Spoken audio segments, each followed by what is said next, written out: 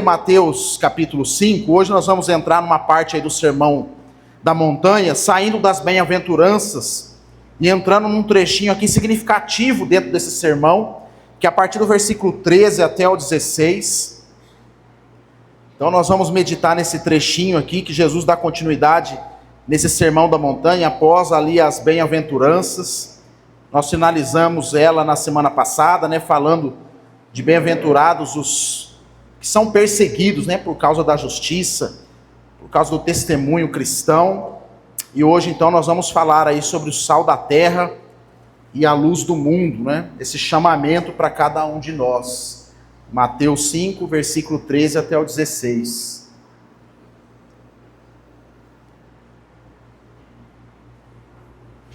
Tem ali para você, se você quiser acompanhar na tela, fique à vontade. Diz assim o texto: vocês são o sal da terra. Ora, se o sal vier a ser insípido, como lhe restaurar o sabor? Para nada mais presta, senão para lançado fora a ser pisado pelos homens. Vocês são a luz do mundo. Não se pode esconder uma cidade situada no alto de um monte, nem acende uma lamparina para colocá-la debaixo do cesto, mas num lugar adequado, onde ilumina bem todos que estão na casa. Assim brilhem também a luz de vocês diante dos outros, para que vejam as boas obras que vocês fazem e glorifiquem ao Pai de vocês que está nos céus. Então está aí então o texto, sal da terra e luz do mundo. Nós vamos orar mais uma vez, pedindo a direção de Deus, a sabedoria do Espírito, para que a gente possa fazer uso aqui das palavras de uma forma sábia, de forma que entre no nosso coração como voz do Senhor.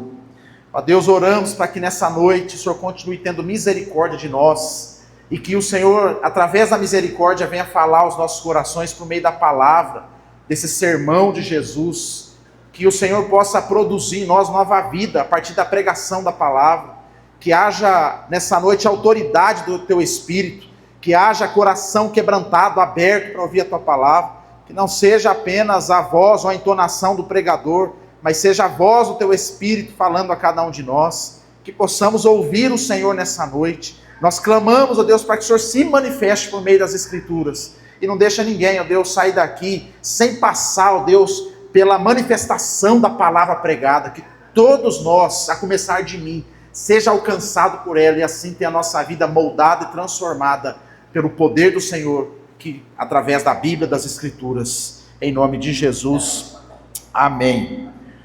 Irmãos, eu me lembro quando eu entrei no seminário, na faculdade teológica, na primeira semana de aula, é uma semana que a gente tem assim, algumas aulas de introdução, aulas introdutórias do curso, então a gente faz algumas visitas em alguns lugares, e eu me lembro que a gente visitou algumas igrejas lá em Campinas, a SAF das igrejas lá, fazia um café para a gente, os pastores davam uma palavra assim, de incentivo. Visitamos também a LPC, que é um lugar lá em Campinas, onde o Hernandes Dias Lopes faz aquele programa lá, Verdade e Vida, que é um estúdio. Então a gente teve muito acesso a muita coisa nessa primeira semana de introdução e palavras de pregadores. E eu me lembro que uma dessas palavras foi do pastor Hernandes Dias Lopes, dando uma palavra assim, introdutória para o seminarista, para os futuros pastores. E eu me lembro assim de várias coisas assim que o Hernandes pregou naquele dia, mas teve uma frase assim que ficou para mim, que ficou no meu coração, e eu tenho levado isso e dito isso para muitas pessoas, aplicando em várias formas da vida aí. E o que ele disse foi o seguinte, quando o sujeito vem para o seminário, não adianta ele passar pelo seminário e no final alcançar o diploma. O importante é o seminário passar por ele. Então faz muita diferença entre você passar pela faculdade e a faculdade passar por você. Por que ele disse isso? Porque muitas pessoas iam lá atrás do diploma. Então faziam um curso ali de qualquer jeito, ia tirando as notas ali suficiente para passar, mas não absorvia o conteúdo da faculdade. Tinha o diploma, era ordenado, era chamado de reverendo, mas o seminário, a faculdade teológica não passou por ele, não adquiriu a profundidade da teologia, porque não se permitiu ser ministrado pelas matérias que foram apresentadas ali. Então o Hernandes diz, então, o mais importante não é você passar por aqui, mas é o seminário passar por você. É o conteúdo passar por você.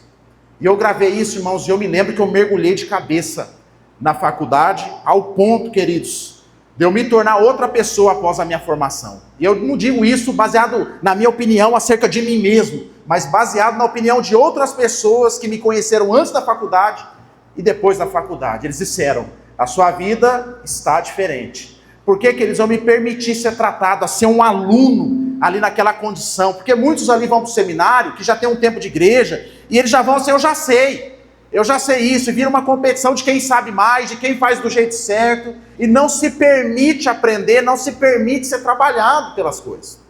E por que eu estou dizendo isso nessa introdução? Porque o papel das escrituras, irmãos, o papel da pregação da palavra, do ensino bíblico, da leitura bíblica, é a mesma coisa. Uma coisa é eu ler a Bíblia, e uma coisa é a Bíblia me ler. Uma coisa é eu ler a Bíblia e terminar e fechar, e não saber nada do que está acontecendo aqui, não praticar nada do que está aqui. Outra coisa é eu ler a Bíblia, enquanto leio a Bíblia me lê.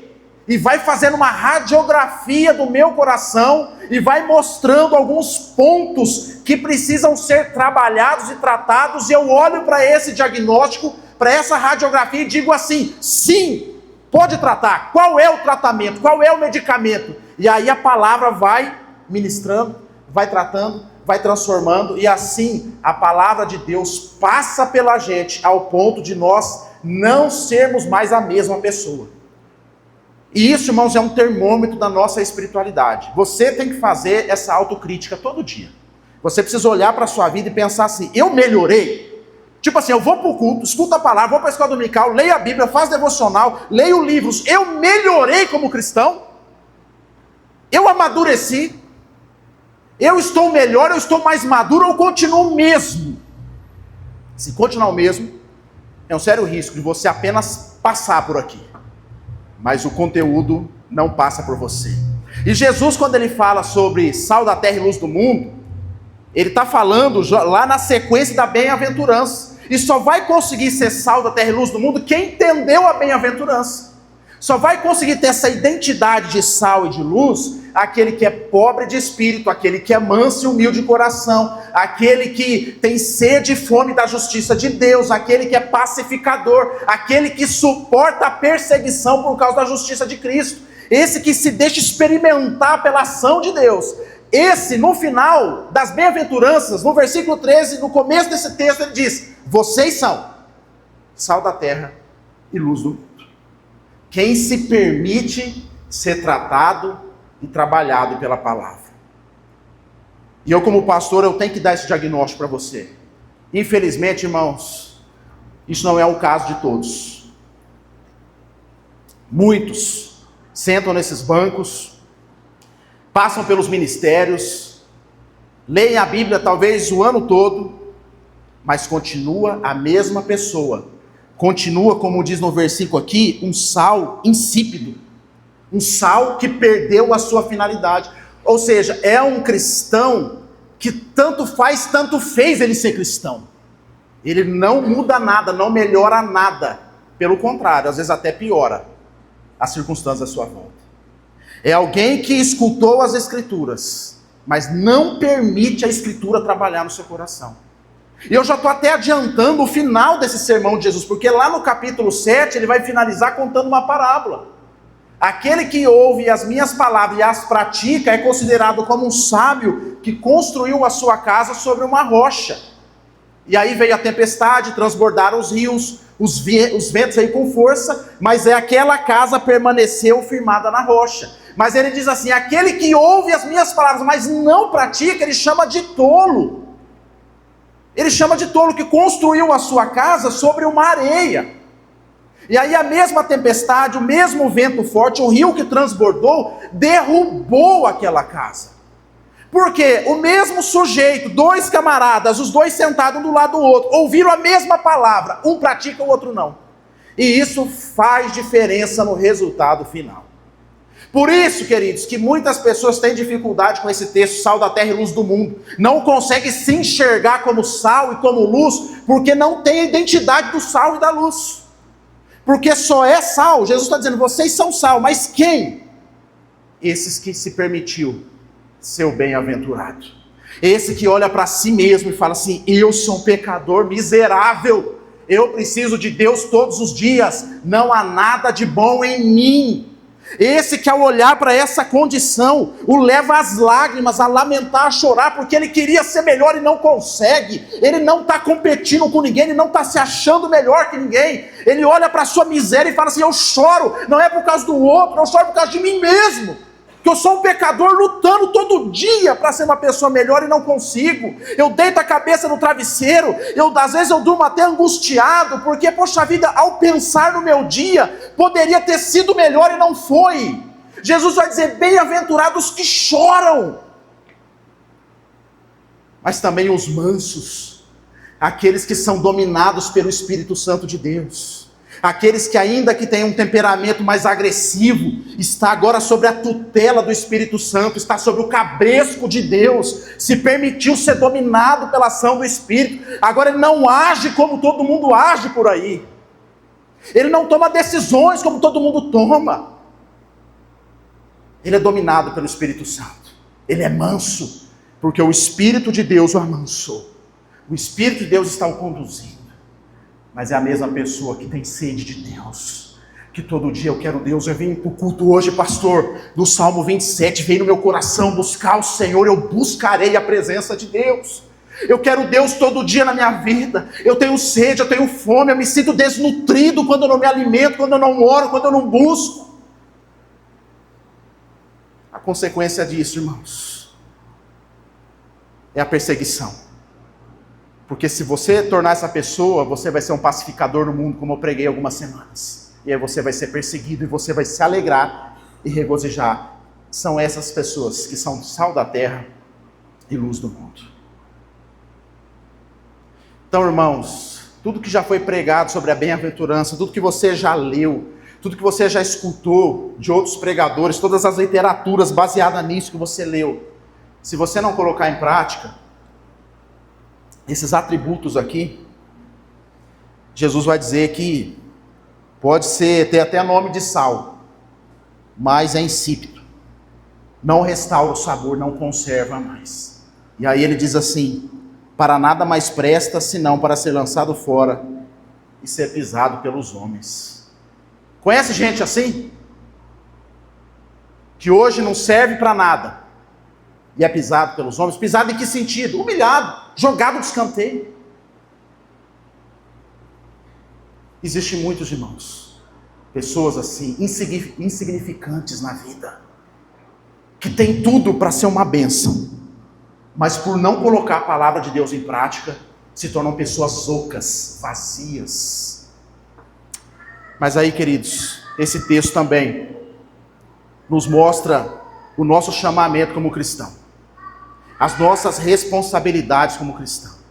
Nós temos que olhar para esse texto e pensar assim: Senhor, eu sou sal da terra e luz do mundo, faça de mim nesse ministério, usa a minha vida nesse ministério. Em primeiro lugar, irmãos, como é que a gente pode pensar sobre essa questão? Primeiro, falando sobre o sal, depois nós vamos então falar da luz. Sobre o sal, ser sal, irmãos, é ser uma resposta para um mundo apodrecido. Então por que Deus nos colocou nesse mundo como sal? Por que Deus tem interesse, Pedro, em trabalhar no nosso coração por meio da palavra? Porque o mundo é caído, então ele precisa reformar o sujeito, como diz Paulo, estava morto nos seus delitos e pecados, para fazer desse sujeito um sal no mundo. O que é um sal no mundo? Uma resposta no mundo que vai fazer um papel de se manifestar para neutralizar a ação do diabo, a ação do maligno, a manifestação do mal. Ou seja, ele não vai conseguir mudar o mundo, mas ele vai frear essa ação do inimigo.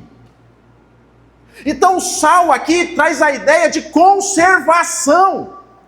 Era usado antigamente para conservar a carne, conservar alimentos. Não tinha freezer, não tinha geladeira como nós temos hoje. Então servia para que a carne não ficasse podre. Então o sal tinha essa finalidade. Um crente sal é uma resposta para o mundo caído, para que a maldade não continue se manifestando. Para que eu funcione como sal, eu preciso ser um praticante da palavra, preciso ter uma vida de testemunho. Porque senão eu vou ser um sal que não serve para nada. Está lá o mal avançando, está lá a corrupção do homem avançando, e eu estou lá, um sal insípido. Vão passar por cima de mim como se não fosse nada. Mas quando eu entendo o meu papel de sal, eu sirvo, queridos, para estar nos ambientes para melhorar de alguma forma aqueles ambientes. Vou dar um exemplo bem bobinho aqui, para você entender o que eu estou querendo dizer. Sabe aquela roda lá da firma, que a turma conta piada suja, fala aquelas besteiradas, palavras torpes, que nós chamamos de palavrão, e aí você não está na roda. Quando você chega na roda, a primeira reação das pessoas é: para com essa piada, para com esse palavreado.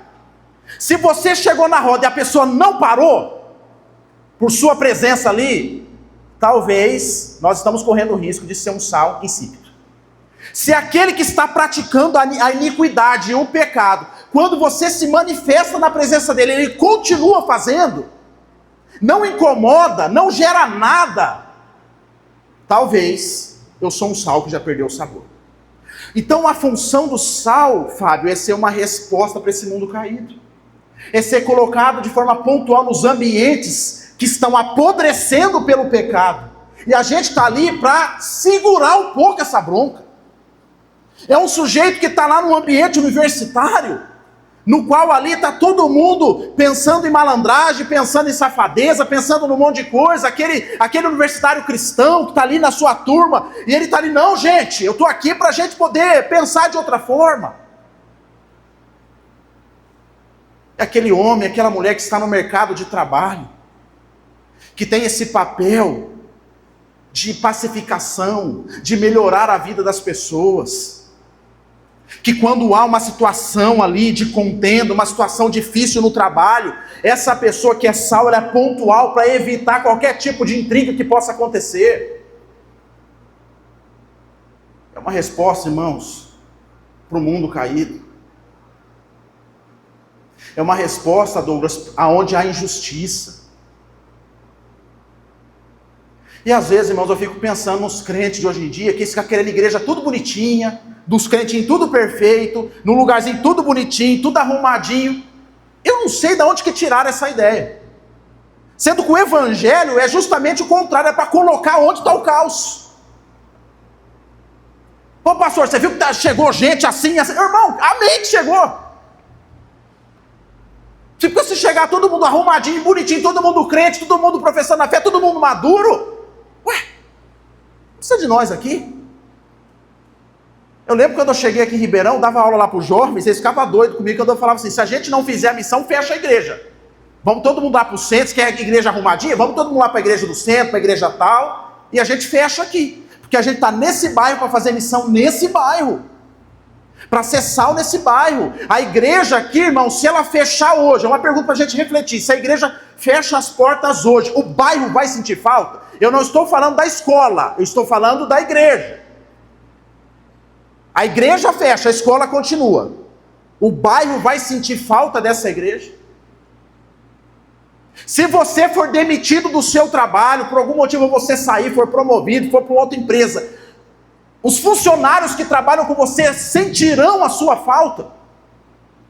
Lamentarão pela sua ausência? Eu estou dizendo homens e mulheres talvez pecaminosos, os impuros, os que não temem a Deus.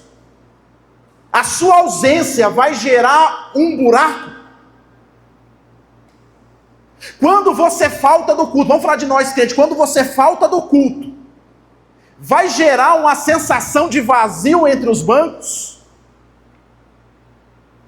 E eu, como pastor, eu tenho uma visão privilegiada daqui, porque a gente sabe que os crentes têm os lugares dele, né? Então eu já bato ali, fulano não veio.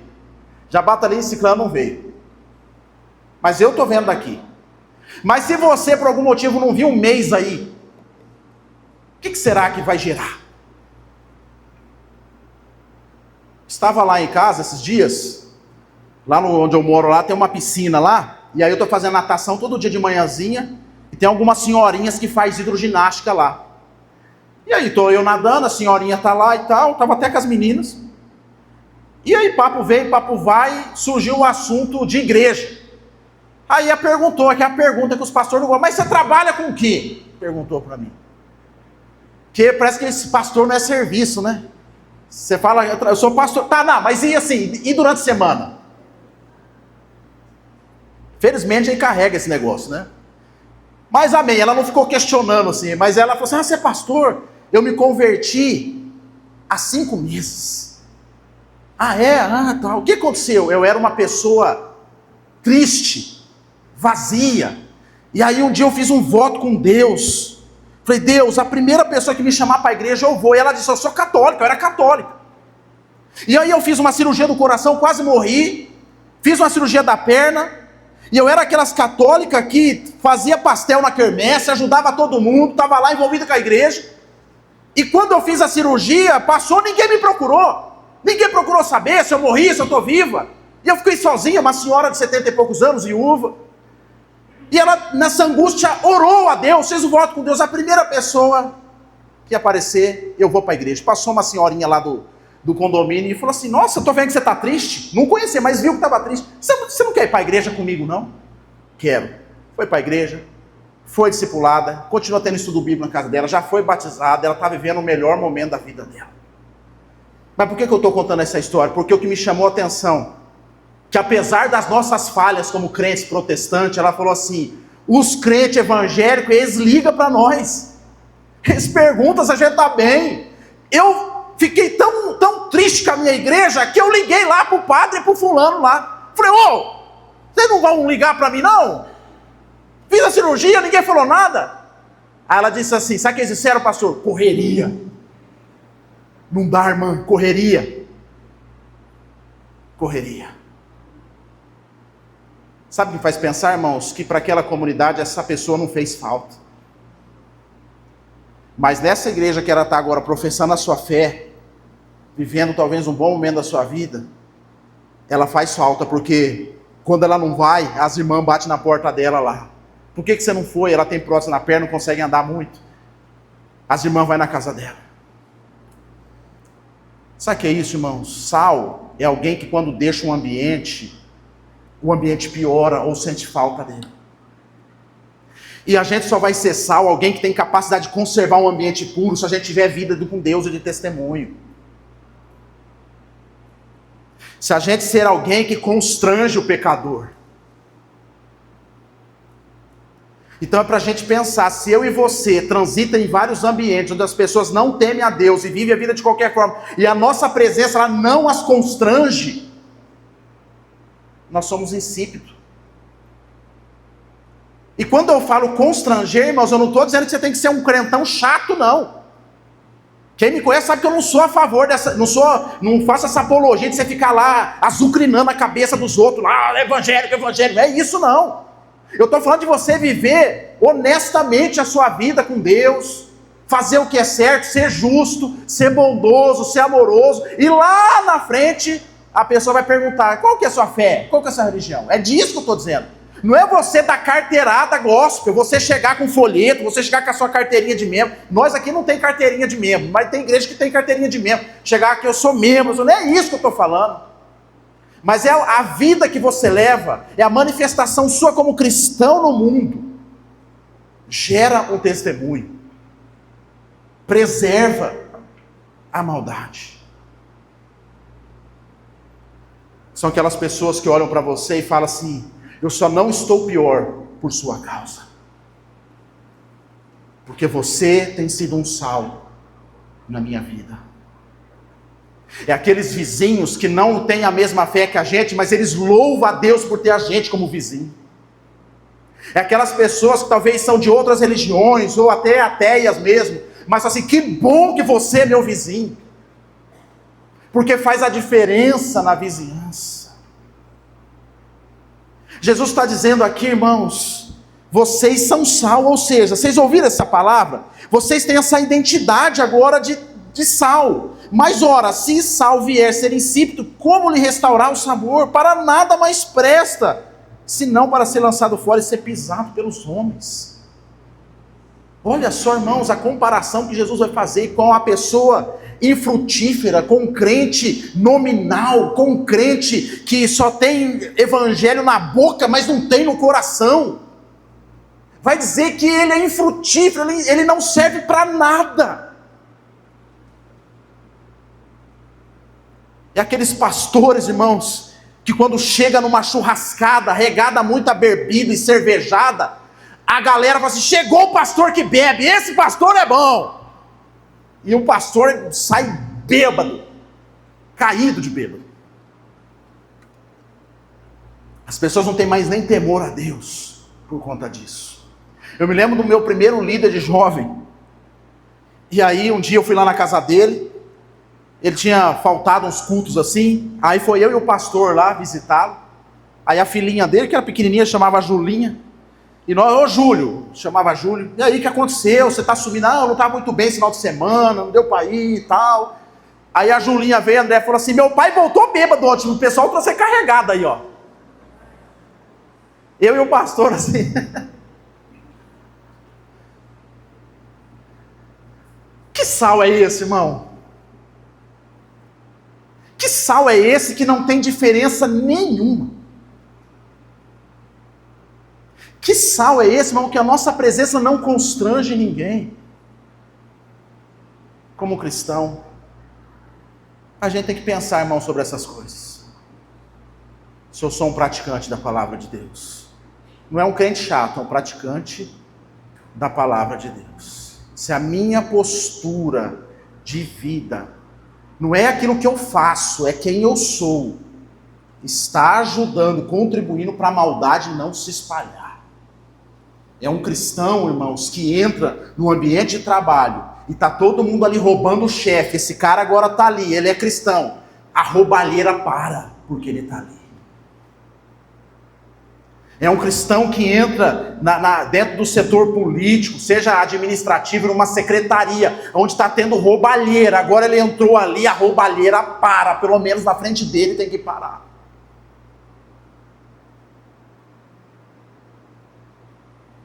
A gente tem que pensar, irmãos. Sou sal. Eu tenho ajudado o mal não avançar. Ou eu sou um sal que as pessoas passam por cima de mim, tanto faz e tanto fez.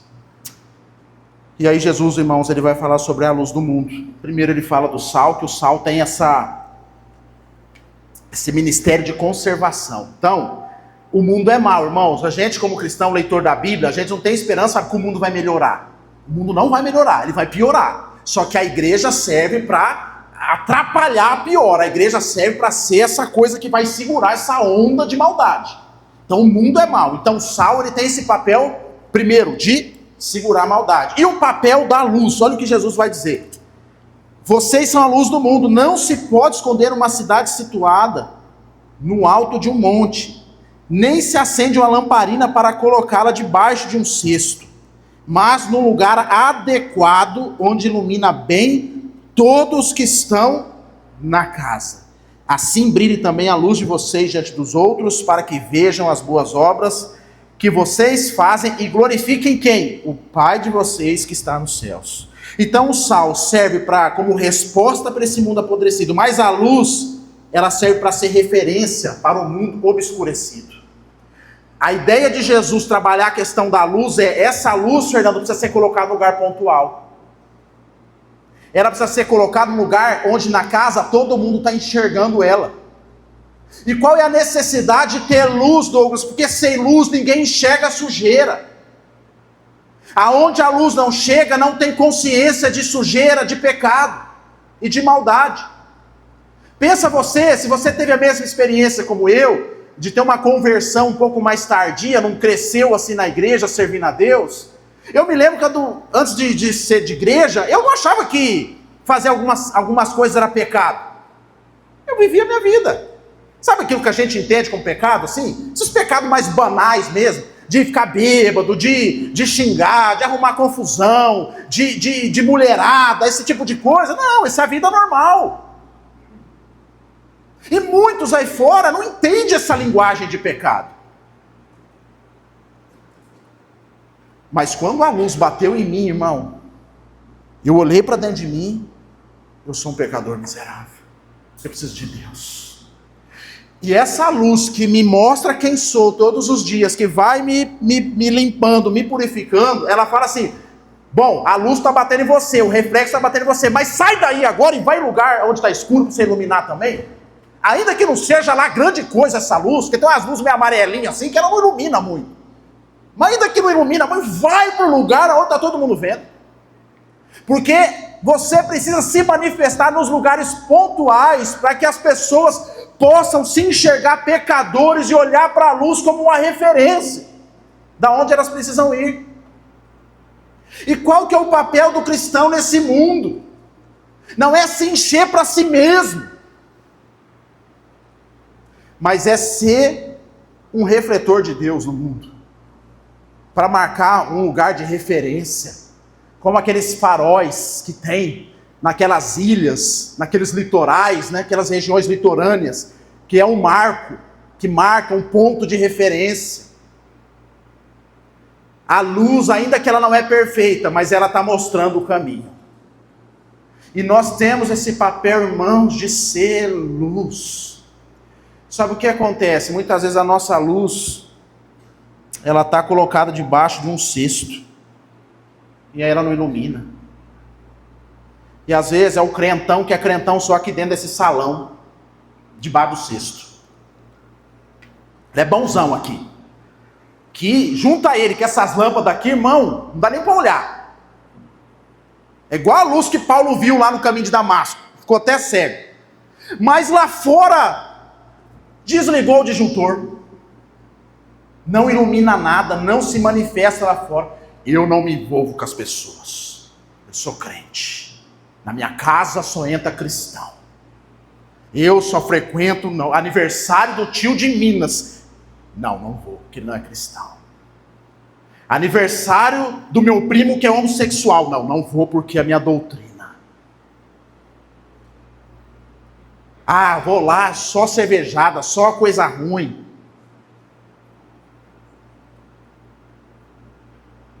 Mas aqui na igreja,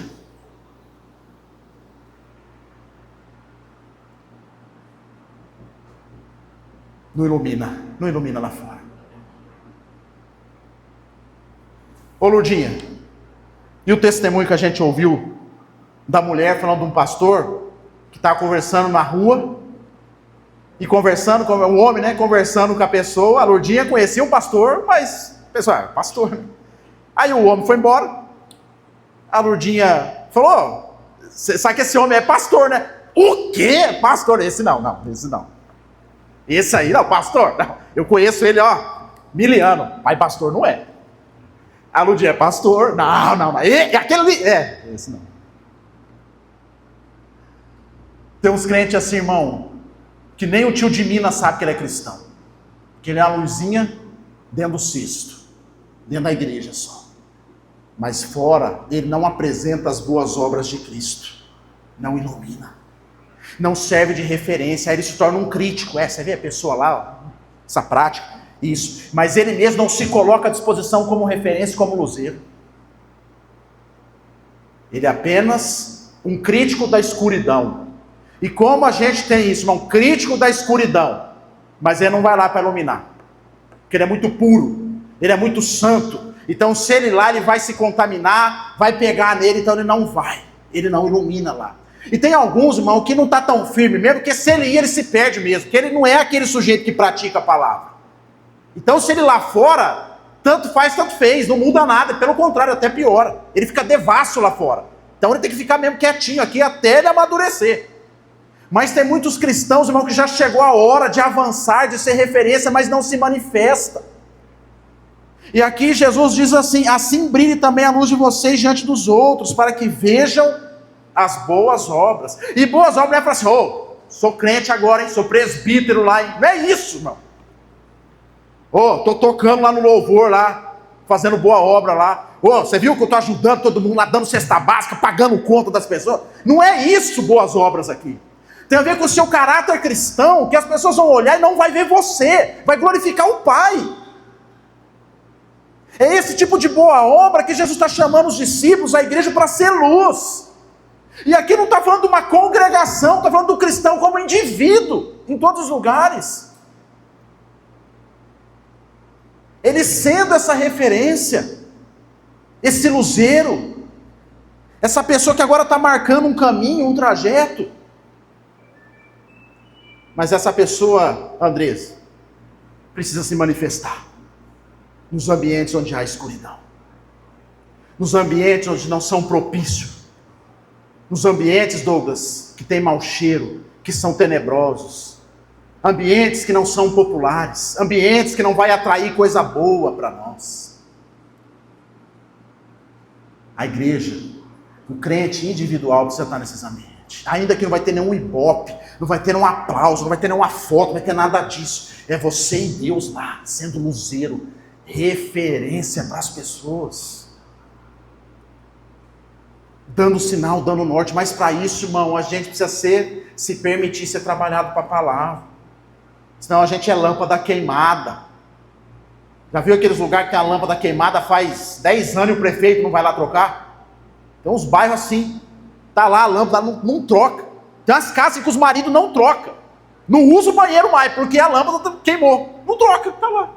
Aprende a conviver no escuro, porque lá no escuro, não, vamos no escuro, jantar à luz de vela, à luz do escuro. Ele não troca a lâmpada, está convivendo na escuridão.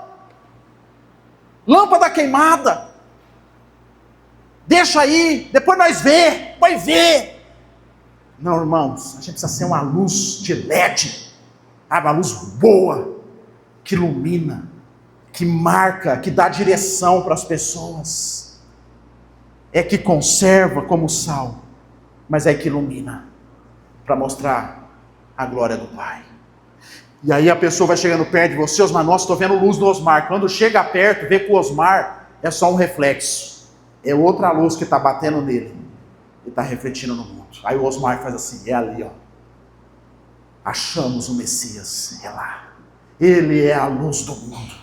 Ele é o Deus Todo-Poderoso que veio iluminar aonde havia trevas. Esse é o chamado para nós, irmãos. Eu vou finalizando, fazendo menção de um vídeo que eu assisti essa semana,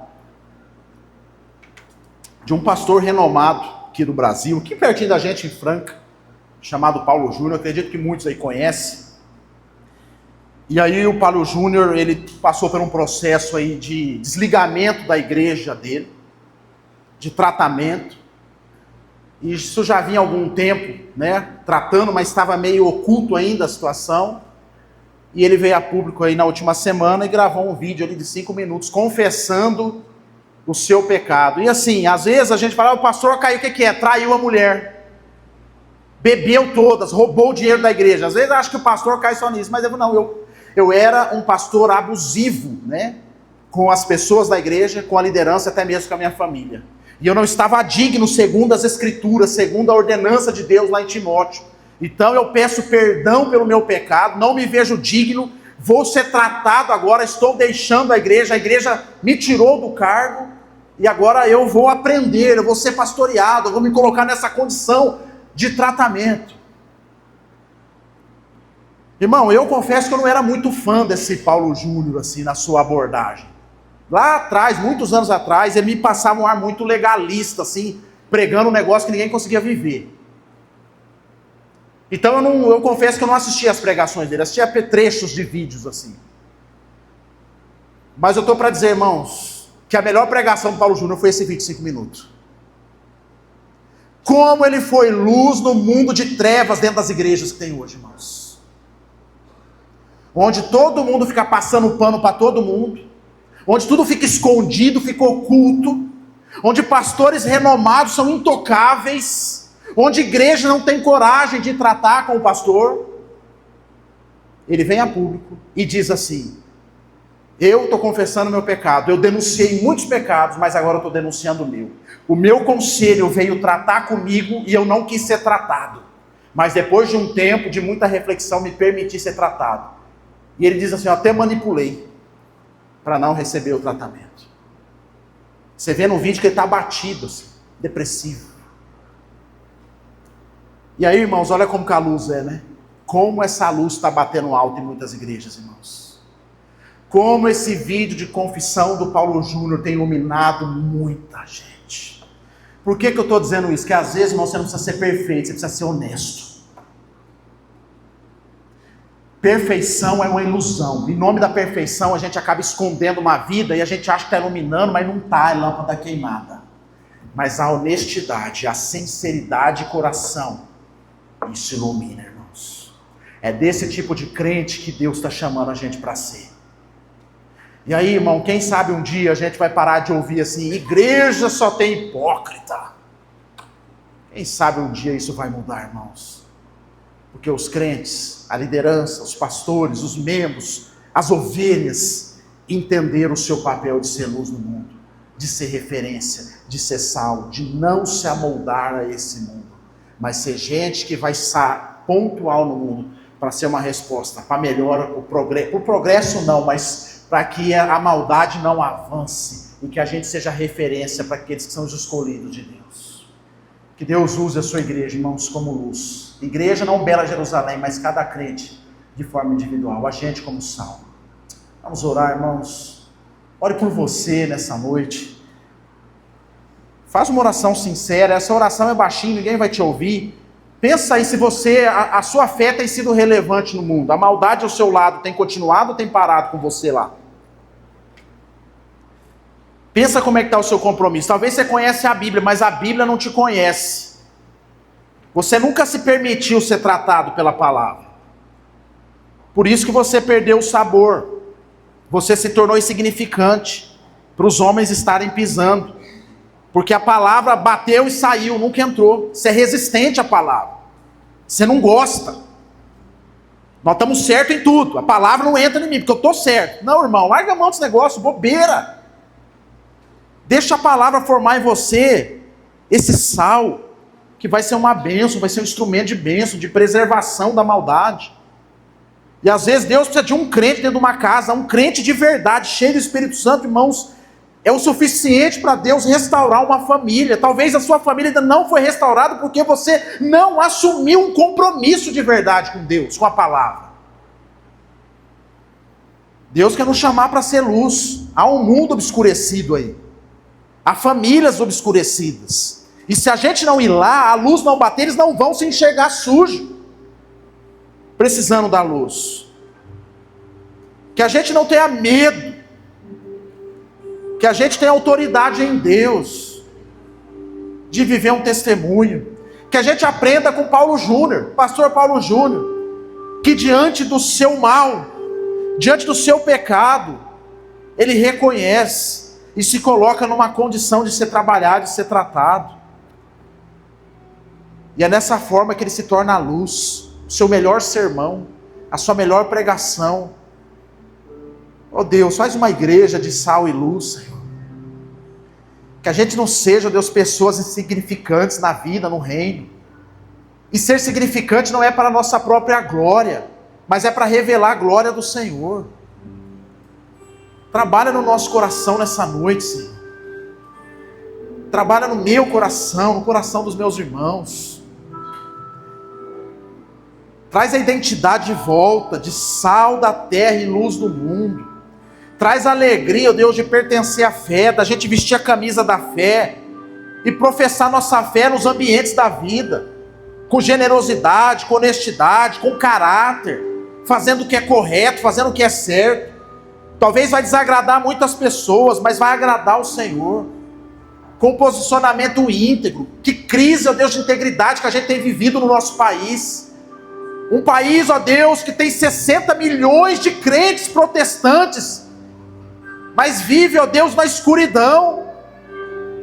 Como é que pode 60 milhões de crentes dentro desse país não fazer a diferença? Não conseguir frear a maldade, não conseguir ser luzeiro. Uma população de crente maior que a população da Argentina, do Reino Unido, da Espanha, e não consegue fazer a diferença dentro de casa. Que crente que somos, Senhor, que não consegue iluminar o coração do filho, que não consegue mostrar caminho para o coração da filha, do marido, da esposa, do vizinho, tampouco nos ambientes de trabalho. 60 milhões de protestantes que não protestam nada. Tem misericórdia de nós, Senhor.